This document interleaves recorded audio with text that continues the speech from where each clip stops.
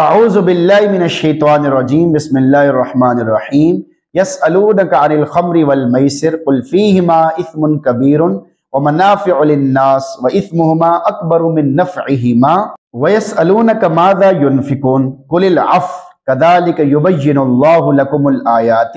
لعلکم تتفکرون۔ سورۃ البقرہ آیت نمبر 219۔ یسألونک عن الخمر والمیسر، لوگ آپ سے شراب اور جوئے کے متعلق پوچھتے ہیں، یعنی آپ سے پوچھتے ہیں کہ شراب حلال ہے یا حرام ہے، کیونکہ ان کے فوائد کا تقاضا یہ ہے کہ استعمال جائز ہو اور مفاسد کا تقاضا یہ ہے کہ استعمال ممنوع ہو۔ قل فیہما اثم کبیر، کہہ دو کہ ان دونوں میں بڑا گناہ ہے، کیونکہ ان کا استعمال بڑے بڑے گناہوں تک پہنچا دیتا ہے۔ مال کا برباد ہونا، عقل کا زائل ہونا، گالیوں ہزلیات میں مبتلا ہو جانا، بغض و عداوت میں مبتلا ہو جانا وغیرہ وغیرہ۔ ومنافع للناس، اور لوگوں کے کچھ فائدے بھی ہیں، یعنی شراب اور جوئے میں کچھ ظاہری فائدے بھی ہیں، مثلا شراب کی تجارت، جوئے کے ذریعے سے بغیر محنت مشقت کے مال کا حاصل ہو جانا، شراب نوشی جوا کھیلتے وقت جیتنے کی خوشی کے مفت میں پیسے ہاتھ لگ جائیں گے وغیرہ وغیرہ۔ وَإِثْمُهُمَا أَكْبَرُ مِن نَفْعِهِمَا، اور ان کا گناہ ان کے فائدے سے بھی بڑا ہے، یعنی شراب اور جوئے کا گناہ ان کے متوقع فائدے سے بہت بڑا ہے،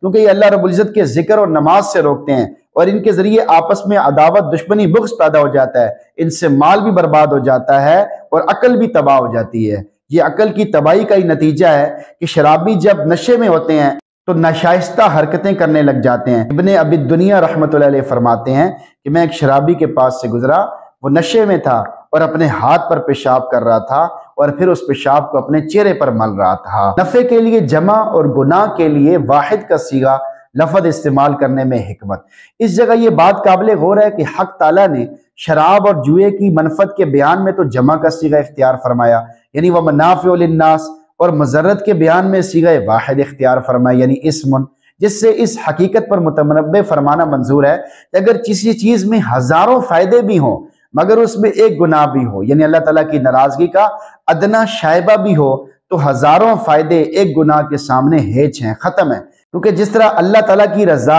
چاہے ذرا سی ہو بڑی دولت ہے، چنانچہ ارشاد ہے وَرِضْوَانٌ مِّنَ اللَّهِ اکبر، اسی طرح اللہ کی ناراضگی بھی بڑی وبال کی چیز ہے، چاہے اس ناراضگی کا سبب ایک گناہ ہی کیوں نہ ہو۔ اس لیے اس جگہ اسم واحد کے صیغے کے ساتھ لایا گیا ہے، مگر اس کو کبیر کے ساتھ موصوف کیا گیا ہے۔ حاصل یہ ہوا کہ شراب اور جوئے میں فائدے تو بہت سارے ہیں مگر ایک گناہ بھی ہے، اور وہ ایک گناہ ہی اتنا بڑا ہے جس نے ان سب فائدوں کو ملیا میٹ کر دیا ہے۔ اس لیے آگے منافع کا لفظ اختیار نہیں کیا گیا بلکہ نفع کا لفظ اختیار فرمایا، وَإِثْمُهُمَا أَكْبَرُ مِن نَفْعِهِمَا، کہ ان دونوں کا گناہ ان کے نفع سے بہت بڑا ہے۔ یہاں صیغہ واحد اختیار کرنے کی وجہ یہی ہے کہ پہلے کلام سے یہ بات سمجھ میں آ گئی ہے کہ ان منافع کے مقابلے میں ایک گناہ بھی ہے، اور یہ قاعدہ اور اصول ہے کہ اگر ایک من مٹھائی میں تولہ بھر زہر ملا ہوا ہو تو وہ ساری مٹھائی اس ایک تولہ زہر کی وجہ سے خاک میں مل جاتی ہے۔ اسی طرح جب وہ منافع ایک گناہ کی وجہ سے خاک میں مل گئے تو وہ اس قابل نہیں رہے کہ ان کو جمع کے صیغے کے ساتھ تعبیر کیا جائے، اس لیے فرماتے ہیں وَإِثْمُهُمَا أَكْبَرُ مِن نَفْعِهِمَا۔ شراب کی حرمت کے بارے میں تدریجی احکام، یعنی آرام آرام سے اس کو بیان کیا گیا، فوراً حرام کیوں نہیں کیا گیا، اس کو کہتے ہیں تدریجاً حرام کیا گیا۔ شراب نوشی عربوں کی رگ و ریشے میں خوب رچی بسی ہوئی تھی، اس لیے اللہ رب العزت نے اس کی حرمت کے اعلان میں تدریج سے کام لیا۔ اس سلسلے کی آخری آیات سورہ مائدہ کی ہیں، جس میں شراب کو ناپاک اور شیطانی عمل قرار دے کر قطعی طور پر ہمیشہ کے لیے حرام کر دیا گیا۔ آیت کے پہلے حصے کا میسج آپ کے نام، شراب نوشی کا دنیا آخرت میں برا انجام۔ شراب نوشی کا انجام دنیا آخرت میں بہت برا نکلتا ہے، لہذا ہر مسلمان کے لیے ضروری ہے کہ وہ اس کے قریب بھی نہ جائے۔ علامہ اسماعیل رحمۃ اللہ علیہ نے ایک نکتہ بیان کیا ہے، وہ یہ ہے کہ جس طرح شراب مختلف اجناس سے بنتی ہے، اسی طرح باطل کی شراب بھی مختلف اجناس سے بنتی ہے، جیسے غفلت، شہوت پرستی، خواہش پرستی، دنیا کی محبت، یہ ساری چیزیں عقل اور نفوس کو مخمور، بے ہوش کر دیتی ہیں، لہذا اس سے بچنا بھی ضروری ہے۔ نمبر 2،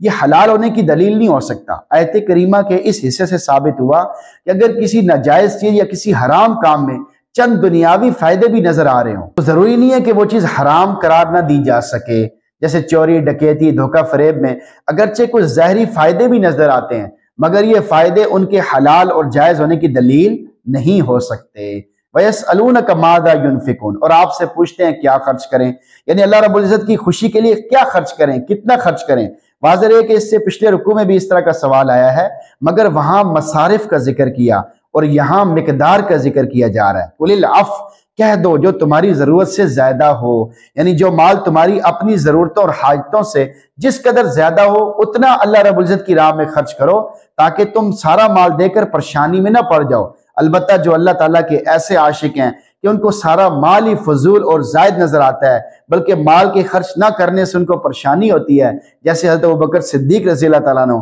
تو ایسے لوگ اس حکم سے مستثنیٰ ہیں، یا یوں کہو کہ ایسے عاشق اس حکم میں داخل ہی نہیں، وہ سارا مال ہی اٹھا کر قربان کر سکتے ہیں۔ اللہ تعالیٰ کے فرمان میں بہت بڑی بڑی حکمتیں پوشیدہ ہوتی ہیں۔ سوال کیا گیا کہ کیا چیز خرچ کریں، اللہ رب العزت نے ایک لفظ کے ذریعے بہت عظیم الشان جواب دیا کہ جو ضرورت سے زائد ہے اسے اللہ کے راستے میں خرچ کر دو، اس کا فائدہ یہ ہوگا کہ مال کی محبت دل سے نکل جائے گی۔ شاعر مشرق علامہ اقبال رحمۃ اللہ علیہ فرماتے ہیں،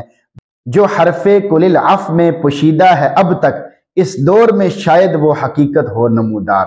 کذالک یبین اللہ لکم الآیات، اسی طرح اللہ تعالیٰ اپنی آیات تمہارے لیے کھول کھول کر بیان کرتا ہے۔ یعنی اللہ رب العزت نے جس طرح یہاں خرچ کرنے کے بارے میں صاف صاف بیان کیا ہے کہ ضرورت سے زائد خرچ کرو، اسی طرح وہ دنیا آخرت کے بارے میں بھی اپنی آیات کھول کھول کر تمہارے لیے بیان کرتا ہے۔ لعلکم تتفکرون، تاکہ تم غور و فکر کرو، یعنی دنیا آخرت کے بارے میں غور و فکر کرو، دنیا کے زوال، اس کی فنا کے بارے میں غور و فکر کرو، اس میں زہد اختیار کرو، آخرت کے آنے، اس کی باقی رہنے کے بارے میں غور و فکر کرو، اس میں رغبت پیدا کرو۔ قرآن میں ہو غوطہ زن اے مرد مسلمان، اللہ کرے عطا تجھ کو جدت کردار۔ آیت کا میسج آپ کے نام۔ غور و فکر ضرور کرنا چاہیے، دنیا آخرت کے معاملے میں غور و فکر کرنا چاہیے کہ جو چیز فنا ہونے والی ہے اس میں رہنے کے لیے اتنی ہی تیاری کی جائے، اور جو باقی رہنے والی ہے اس کے بنانے کے لیے اتنی ہی محنت کی جائے۔ آج دنیا میں بہت کم رہنا ہے اور دنیا کے لیے سب زیادہ محنت کی جا رہی ہے، اور آخرت میں جہاں ہمیشہ ہمیشہ رہنا ہے، نماز، قرآن، دین سے غفلت برتی جا رہی ہے۔ اللہ تعالیٰ ہم سب کی حفاظت فرمائے، اور ہم سب کو عمل سمجھ توفیق عطا فرمائے، اور ہم سب کو قرآن پڑھنے، سننے، سمجھنے کی بھی توفیق نصیب فرمائے۔ آمین۔